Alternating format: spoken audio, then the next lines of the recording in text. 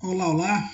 Vamos para mais uma aula no canal Professor Lindenberg História, dando continuidade aos processos revolucionários na França. Já perpassamos o século XVIII, agora vamos caminhar para o século XIX, com um outro processo histórico, político, que é o governo de Napoleão Bonaparte na França pós a Revolução Francesa. Tá? É importante compreender que a Revolução Francesa e a Era Napoleônica fazem parte de um mesmo processo, um processo de ruptura revolucionária com idas e vindas. Tá? Eu costumo dizer que a população francesa, na segunda metade do século XVIII, ela luta para derrubar um governo absoluto e a Revolução se conclui com outro governo absoluto. Porém, os processos revolucionários franceses eles são tão intensos que entram no século XIX, ou seja, as amarras feudais, as amarras absolutas eram tão fortes que foi preciso praticamente um século inteiro de processos revolucionários para a França ser vista mundialmente como a terra da liberdade. Né? Liberté, igualité, fraternité eram os lemas, e são até hoje, né, o lema desse país fantástico que é a França. Tá bom? Vamos então dar continuidade analisando as características do governo de Napoleão Bonaparte. Tá? No período do consulado, que nós vimos nas aulas anteriores, Napoleão Bonaparte era o primeiro cônsul, ele propunha leis, ele nomeava funcionários da administração, controlava o exército, conduzia as relações exteriores da França com outros países. Tá? O segundo e o terceiro cônsules auxiliavam Bonaparte em questões jurídicas e financeiras. Tá? Ele era um general, né, do exército francês. Ele estabilizou os distúrbios na França e consolidou a ordem burguesa. Então, Napoleão ele tratou de pacificar aquele processo revolucionário e instaurou, colocou no governo as características, os anseios, os desejos da burguesia. Em 1802, um plebiscito, ou seja, uma consulta popular, permitiu a Napoleão assumir o cargo de cônsul vitalício, ou seja, ele seria cônsul até a sua morte. Tá? E em 1804, por meio de outro plebiscito, foi autorizado a tornar-se imperador. As pessoas se perguntam, professor, mas como é que a França, a população francesa, especialmente a burguesia, os camponeses, os operários que existiam, como é que eles lutam para tirar um rei absoluto, um monarca, e terminam elegendo alguém para ser imperador? Não é contraditório? Aparentemente sim. Mas o que faz Napoleão Bonaparte? Nenhuma sociedade humana vive constantemente em revolta. Certo? Então os franceses também cansaram. Foram revoluções dentro de revoluções. Napoleão participou deste processo, inclusive. E ele vai tratar de pacificar. Dizer, não, vamos dar um basta. E por outro lado, ele vai tratar de atender aos interesses daquela classe dominante que agora ela é forte, que é a burguesia. Então ele vai atender a uma série de demandas sociais para se manter no poder. Tá certo? Então ele era extremamente habilidoso, extremamente estratégico. Tá bom? Além de um general reconhecido. Vamos ver aqui a figura do Napoleão Bonaparte, né, para ilustrar um pouco aqui a nossa aula. Era um homem de estatura mediana. Alguns o retratam como um homem baixo, mas que se notabilizou, certo? Por suas habilidades militares e políticas. Tá? Eternizado nessas imagens em que ele aparece de forma imponente, montado em um cavalo branco, certo? Com as cores, né, da França, o vermelho, o branco e o azul. Portanto, uma figura aí eternizada na história francesa, para o bem e para o mal. Certo? Vamos lá. Ações de Napoleão. Ele promoveu o Código Civil, unificando o controle do Estado às leis da sociedade civil. Tá? Então, há uma separação entre religião e política, e Estado e governo. Então, as leis que até então existiam, muitas delas foram suprimidas pelos revolucionários, e outras que serão incorporadas irão formar o que se chama de Código Civil, né, que é uma compilação, uma reunião de leis que regem uma determinada sociedade. Não é uma constituição, tá? É um código civil, assim como e hoje esses códigos civis existem em praticamente todas as sociedades democráticas ocidentais. Tá?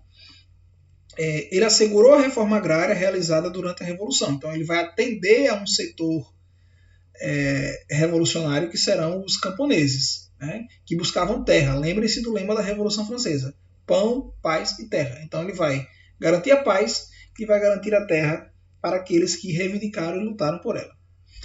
Realizam uma reforma tributária. Lembrem-se também que uma das exigências dos revolucionários será a distribuição mais igualitária dos recursos da França e uma taxação mais equilibrada. Lembrem-se que o terceiro estado, que eram trabalhadores, camponeses e burguesia, pagavam muitos impostos, e o clero e a nobreza, que eram o primeiro e o segundo estado, não pagavam impostos. Então ele vai promover uma reforma tributária aí. Tá? Fundou o Banco da França para controlar a circulação de capitais e investiu no ensino. Então, em certa medida, vejam que aspecto interessante. O Napoleão ele vai atender uma série de demandas revolucionárias, mas vai atender aos interesses da classe dominante, que é a burguesia. Para se manter no poder, ele precisava equilibrar esses polos. Tá certo? Então, um grande estrategista. Mas ele vai... O poder lhe sobe a cabeça, vai querer ser imperador e vai querer reinar praticamente sobre toda a Europa. Tá bom?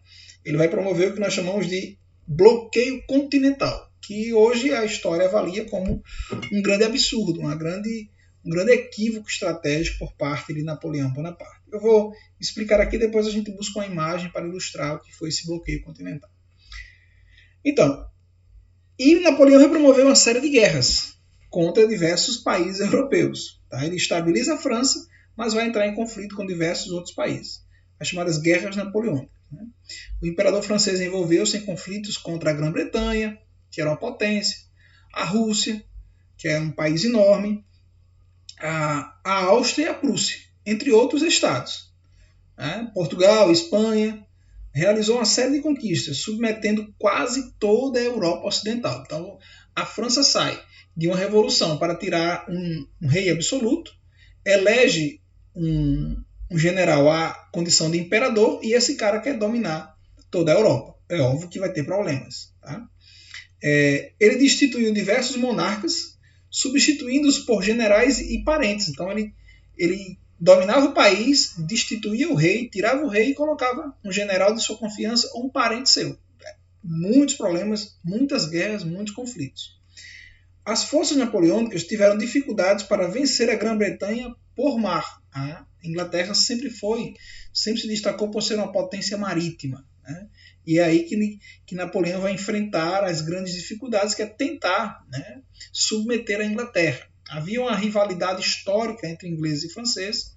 A Inglaterra estava em processo avançado de revolução industrial, e a Inglaterra já tinha passado por sua revolução política no século XVII. Então, em se tratando de indústria e de política, a França estava atrás da Inglaterra. E Napoleão buscava superar a Inglaterra por meio desse bloqueio continental, que vamos explicar com bastante detalhe.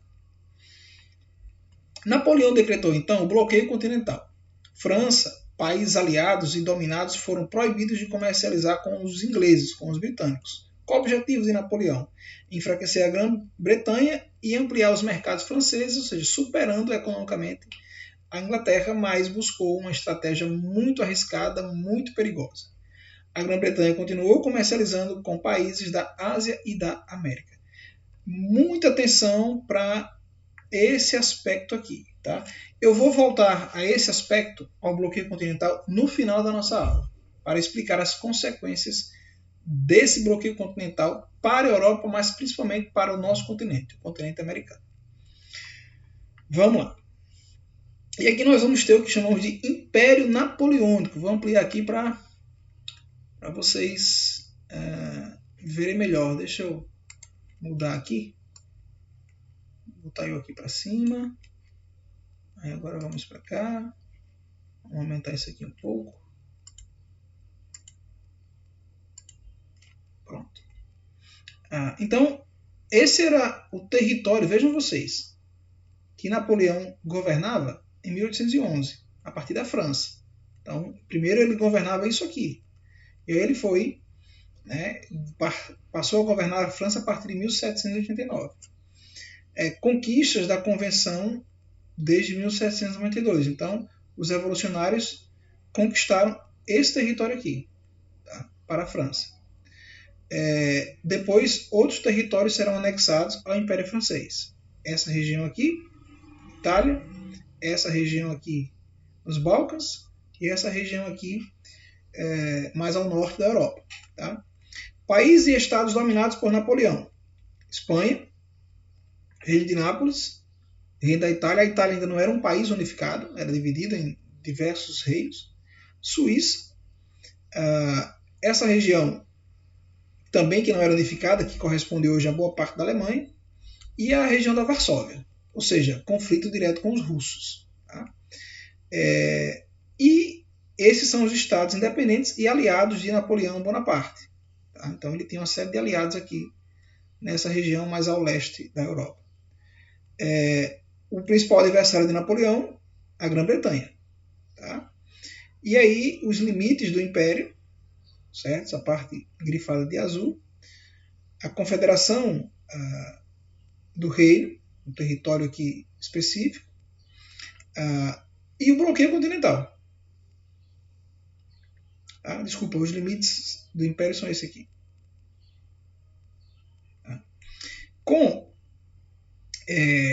Aqui são bases navais da Inglaterra, estrategicamente bem localizadas. Aqui. E qual é o objetivo desse bloqueio? Observe que a Grã-Bretanha é uma ilha, né? As Ilhas Britânicas, certo? E, naturalmente, que tem uma série de portos aqui. A Inglaterra precisava de muitos portos para poder comprar mercadorias e exportar mercadorias. Comprar matéria-prima e exportar mercadorias, certo? E a França estava em segundo lugar nessa corrida econômica, nessa corrida industrial. E o que Napoleão faz? Ele vai dominar esses territórios todos para obrigar estes países e territórios a não comercializar com a Inglaterra. Desta forma,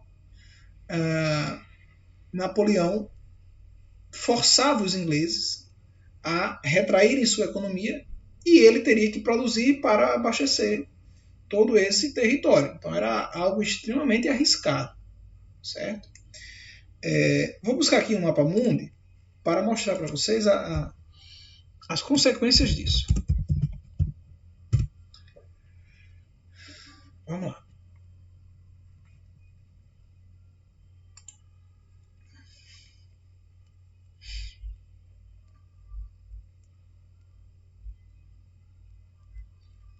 Vamos ver se eu tenho essa imagem aqui.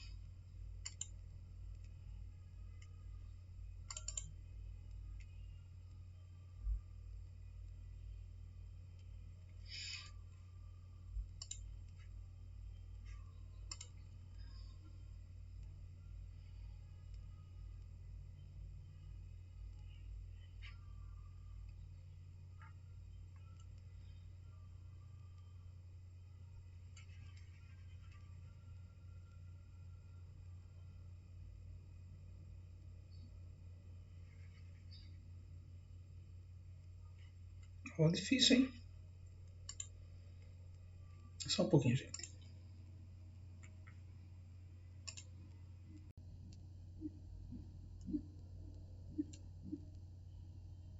Pronto, aqui. Muito bem. Vamos lá.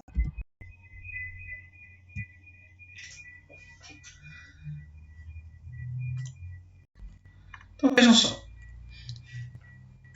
O bloqueio continental, que nós estamos nos referindo, ele vai acontecer aqui, certo? Aqui está a França, aquele território que nós acabamos de ver.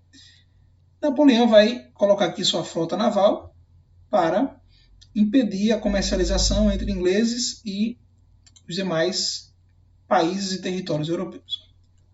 É óbvio que isso vai afetar a economia da Inglaterra, né? Mas os ingleses, eles sempre foram muito habilidosos em todos os aspectos. Então, beleza. Guerras, conflitos, e os ingleses estavam, sim, impedidos de comercializar com a Europa por conta de Napoleão Bonaparte. O que vai fazer os ingleses? E isso tem a ver com a nossa história. Os ingleses vão dizer, tá bom, a gente não pode comercializar com a Europa, beleza. Portugal, Espanha, França. Então, nós vamos pegar nossos barcos e levar as mercadorias para o continente americano, certo? Para o Brasil, para essa região aqui do México, até a Argentina. Tá? Estados Unidos já eram países independentes. Tá? Qual é a questão? É que esse território aqui, do México até a Argentina, não eram países independentes. Eram países, na verdade, eram colônias que pertenciam a países europeus, que pertenciam a Portugal, que pertenciam à Espanha, que pertenciam à França. E Napoleão, além de ter territórios coloniais, como a Guiana Francesa, como o Haiti e outros, Napoleão, aliás, ele dominou também Espanha e Portugal. E Espanha e Portugal que eram, de fato, donos de praticamente tudo isso aqui. Inclusive, Napoleão, ao invadir Portugal, vai forçar o rei de Portugal, Dom João, a vir embora para o Brasil, em 1808. Então, o que os ingleses fazem? Olha que coisa fantástica. Do ponto de vista histórico, eles vão incentivar que as elites dessa região aqui promovam a independência dos seus países. Os ingleses vão empregar, olha, Napoleão não deixa mais a gente comercializar com a Europa. Napoleão está dominando tudo na Europa. Os reinos europeus estão fragilizados. Então é hora de vocês aqui se tornarem independentes. É hora do Brasil ser independente. É hora da Argentina ser independente. É hora do México ser independente. Para se libertar de Napoleão e do seu governo. Então, a Inglaterra vai incentivar a independência desses territórios e eles serão, sim, independentes a partir do início do século XIX, até 1822, o Brasil foi o último, inclusive. E a Inglaterra agora passa a comercializar diretamente com este enorme mercado consumidor aqui. E também os ingleses começam a se voltar para a África, já que eles estavam impedidos de comercializar com a Europa. Ou seja, o bloqueio continental promovido por Napoleão Bonaparte vai interferir diretamente no processo de independência das colônias e territórios americanos. Tá certo? Então, vejam a relação das coisas. Napoleão Bonaparte, bloqueio continental, impede que a Europa comercialize, compre e venda da Inglaterra.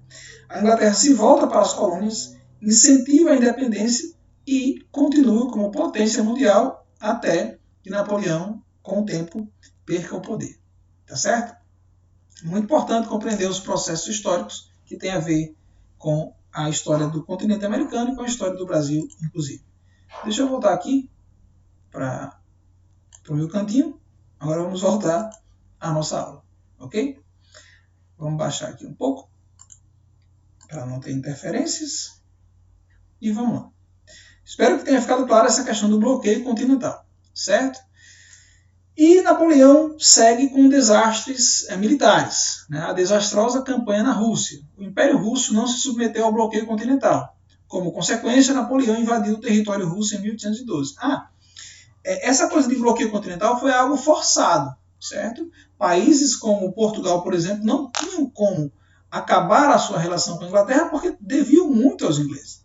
A Inglaterra já havia distribuído capital por praticamente toda a Europa. Então não foi algo assim consensual. Foi algo imposto por Napoleão Bonaparte, certo? E aí ele vai para a Rússia, certo? E os russos promovem uma coisa chamada terra arrasada. Os russos destruíam tudo que pudesse ser usado pelo inimigo e abandonavam o território. Então, Napoleão entrou na Rússia, um território extremamente extenso, grande, gelado, em determinada época do ano, e foi um desastre, porque os russos, à medida em que as tropas napoleônicas e o exército napoleônico era muito grande, à medida em que eles avançavam, os russos iam destruindo o que tinha pela frente. Se tivesse um pé de alface, um pé de tomate, se bem que não devia nascer tomate naquela região, não deve. Qualquer coisa que servisse para a alimentação do exército russo, eles destruíam, para que não pudesse ser usado pelo exército de Napoleão. Tá?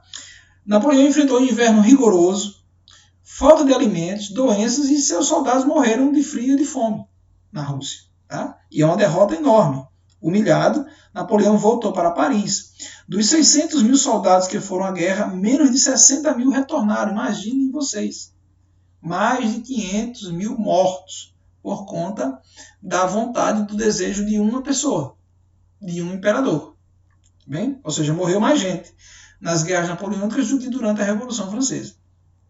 É óbvio que ele não se manteria no poder desta forma. Tá? Então, depois da derrota da Rússia, mas a campanha desastrosa na Península Ibérica, também em Portugal e Espanha, falta de alimentos, ou seja, a França vai enfrentar uma nova crise alimentar, social, política, econômica, passa por uma revolução que se inicia lá em 1770, chega a 1810, 1820, com os mesmos problemas, por conta da vontade de um imperador. Né?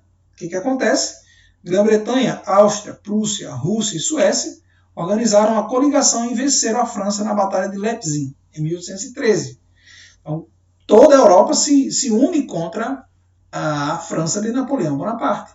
Então, ele é obrigado a assinar o Tratado de Fontainebleau, abdicando do trono da França em 1814. Ele é humilhado totalmente e tem que abdicar ao trono. Ele foi exilado na ilha de Santa Helena, onde morreu em 1801. Ele foi preso numa ilha para não mais sair de lá e não colocar a Europa novamente em risco. Vamos ver aqui. Ilha de Santa Helena, para vocês terem uma ideia. Olha só. É totalmente isolado, certo? Do mundo, para que não colocasse em risco a paz europeia. Aí ali ele morreu. Tá? No meio do Oceano Atlântico. Certo? Olha só. A França está lá em cima, então ele foi preso aqui. Será que o cara era perigoso? Então, esse foi o fim de Napoleão Bonaparte por conta do seu excesso, tá? Aqui ao sul do Oceano Atlântico. Tá bom? E aí, a vida segue, né? Governo dos 100 dias, Napoleão ficou apenas 100 dias no poder. Né? Uma coligação de britânicos e prussianos o venceu na Batalha de Waterloo. Em 1815, Napoleão fugiu da ilha de Elba. Desculpa, eu confundi a sequência aqui. Tá?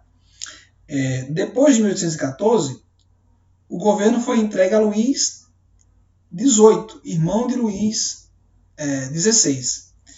Assegurou algumas conquistas revolucionárias, mas concentrou o poder nas mãos da coroa e recuperou o voto censitário, o voto com base na quantidade de terras. Em 1815, Napoleão fugiu da ilha de Elba e reassumiu o trono com o apoio dos militares e da população. Certo? Ele chega a fugir ainda.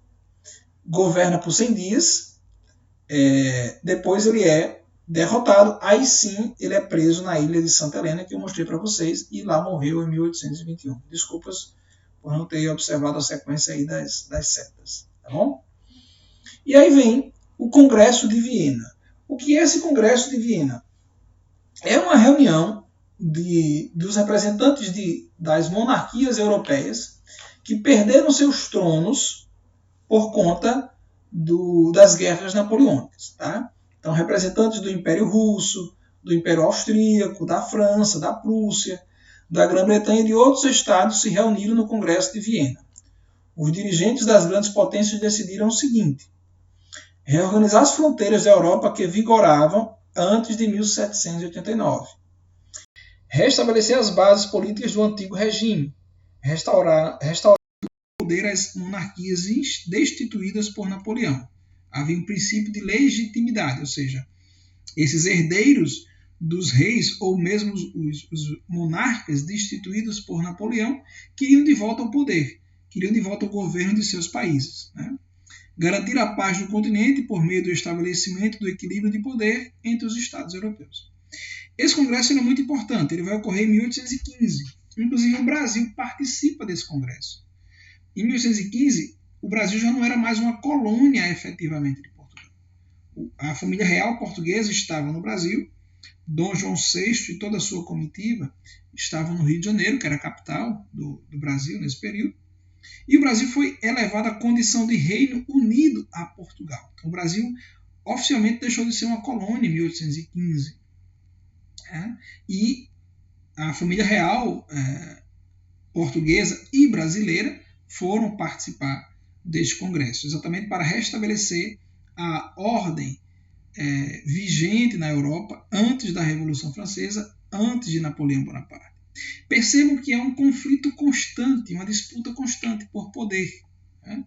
Classe trabalhadora, revolucionária, burguesia que vai enriquecendo, a nobreza que não quer perder seus privilégios. Então, este momento europeu ele é muito conflituoso, ele é muito revolucionário, tá bem? E ele está se processando. E interfere em outros territórios, como o continente americano. Tá? E aqui, a Europa após o Congresso de Viena, as novas fronteiras, certo? Depois de toda a bagunça promovida por Napoleão Bonaparte. Portugal, Espanha, Reino Unido, a França é apenas isso aqui, aí alguns outros territórios, o Reino do Piemonte, Sardenha, aqui, e a Itália e seus reinos, a Alemanha e seus reinos, Império Austríaco, a Suíça manteve seu território, ou seja, a vida meio que se normaliza na Europa após a prisão de Napoleão Bonaparte, após o Congresso de Viena, certo? E surge o que nós chamamos de Santa Aliança. Em 1815, Rússia, Prússia e Áustria uniram-se na chamada Santa Aliança, pacto político-militar para garantir o cumprimento das medidas aprovadas no Congresso de Viena, combatendo revoltas liberais, ou seja, um conflito entre monarquias absolutas, aristocracias, nobrezas contra os interesses burgueses e os interesses dos camponeses e trabalhadores. A Grã-Bretanha, interessada no comércio com as jovens nações, não aderiu à Santa Aliança, mas a apoiou em diversos momentos. Além disso, foi a maior favorecida comercialmente pelas resoluções do Congresso de Viena. Houve uma explosão de movimentos liberais e nacionalistas na Europa e de emancipação na América Latina. Ou seja, os processos revolucionários continuam, nós vamos continuar analisando a França e a Europa em seus processos revolucionários. Napoleão Bonaparte foi importante porque ele consolidou algumas conquistas revolucionárias, ele consolidou os objetivos burgueses no governo, no poder, mas na condição de imperador, de monarca absoluto, ele tratou de querer controlar a Europa e isso não deu muito certo.